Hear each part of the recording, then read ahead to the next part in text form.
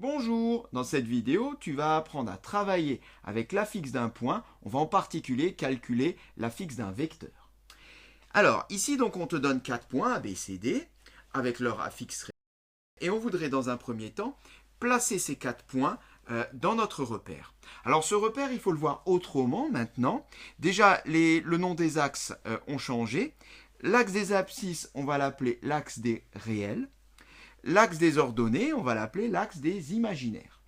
Concrètement, si tu prends un point M d'affixe Z égale A plus IB, eh bien cela veut dire que je vais lire A sur l'axe des réels, donc le nombre A dans A plus IB correspond à l'axe des réels, et le nombre B correspond à l'axe des imaginaires.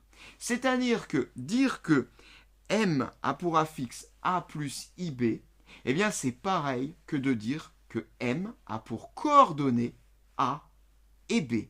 On pourrait dire que c'est en quelque sorte une nouvelle façon de lire les coordonnées ou d'écrire les coordonnées d'un point. Gros avantage, c'est qu'on va maintenant pouvoir faire des calculs à partir de ces coordonnées, des calculs qui vont être un peu plus efficaces, on va le voir par la suite. Alors, dans ce cas-là, si de façon générale on a ça, qu'est-ce qu'on peut dire pour notre point A, qui lui a pour affixe 1 plus 2i?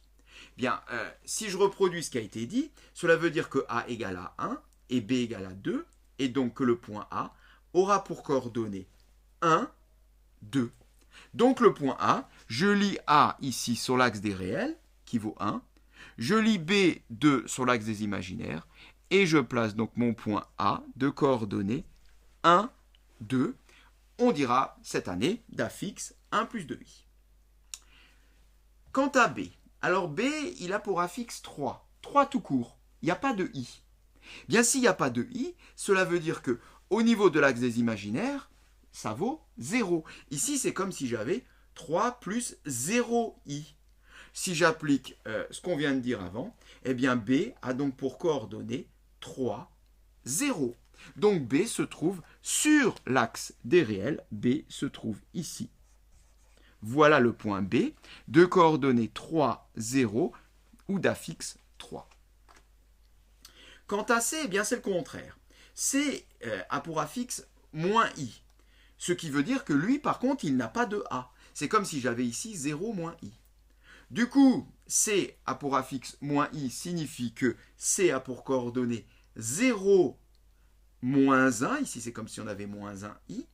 Donc 0 moins 1, C se trouve ici sur l'axe des ordonnées, puisque moins i est un imaginaire pur, on le trouve donc sur l'axe des imaginaires.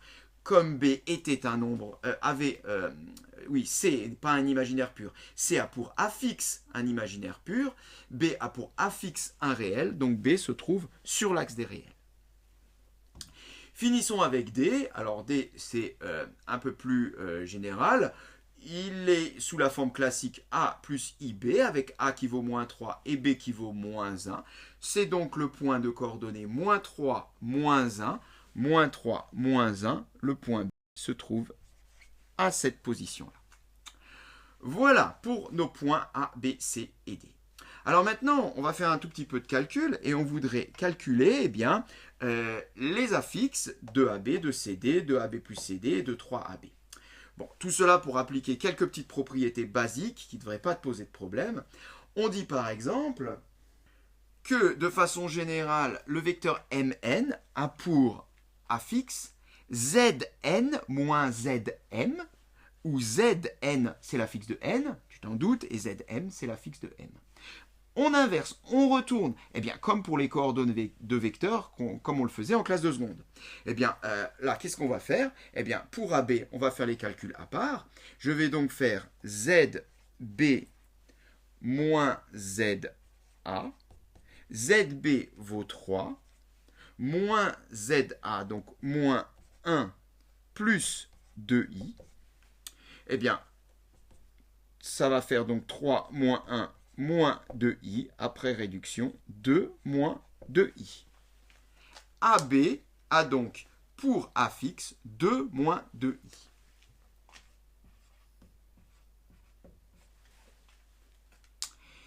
Passons à CD. Bon, on va faire de même. On va calculer à part donc l'affixe de D moins l'affixe de C pour obtenir l'affixe de CD. Alors, l'affixe de D est égal à moins 3 moins I. L'affixe de C moins I, donc moins I plus I. On peut réduire moins I et plus I s'en vont. Il reste tout simplement moins 3. CD a donc pour affixe moins 3. D'ailleurs, on peut s'en douter, si tu regardes CD. CD, c'est ce vecteur-là, qui est parallèle à l'axe des réels. Le vecteur CD, enfin, on devrait plutôt dire collinéaire à l'axe des réels. Eh bien, on voit ici que l'affixe de CD est un nombre réel. Il n'a pas de partie imaginaire. Ça correspond bien à ce qu'on observe. Ce qui n'était pas le cas de AB. AB, alors lui, il est parallèle à aucun des deux axes. Eh bien, AB est bien sous la forme générale A plus IB. Il a une partie réelle et une partie imaginaire. AB plus CD. Eh bien, AB plus CD, on a une propriété qui nous dit que si tu veux calculer l'affixe de la somme de deux vecteurs, eh bien, tu calcules la somme des affixes. L'affixe de U plus V est égal à Z plus Z', à la condition que Z soit l'affixe de U et Z' l'affixe de V. Alors dans ce cas-là, AB plus CD, je vais être donc amené à calculer la somme des deux affixes. Eh bien, on va le faire, soit pour AB, 2 moins 2i, pour CD, plus moins 3, ce qui donne, eh bien, 2 moins 3 moins 1 moins 2i. Voilà, j'ai donc fait la somme des affixes et j'obtiens l'affixe de la somme des vecteurs, soit moins 1 moins 2i. Voilà pour AB plus CD. 3AB, eh bien là encore, on a une propriété qui nous dit que, de façon générale, l'affixe du vecteur KU est égal à K fois l'affixe de U. Très bien. Ben, je regarde ici, donc là je voudrais faire l'affixe de 3 fois AB. Je vais tout simplement multiplier par 3 l'affixe de AB. Là, on n'a pas besoin de détailler le calcul, on peut le faire directement. Alors, 3 fois 2 moins 2i, 3 fois 2, 6, moins 3 fois 2i, 6i. Et voilà l'affixe de 3 vecteurs AB. Cette séquence est terminée.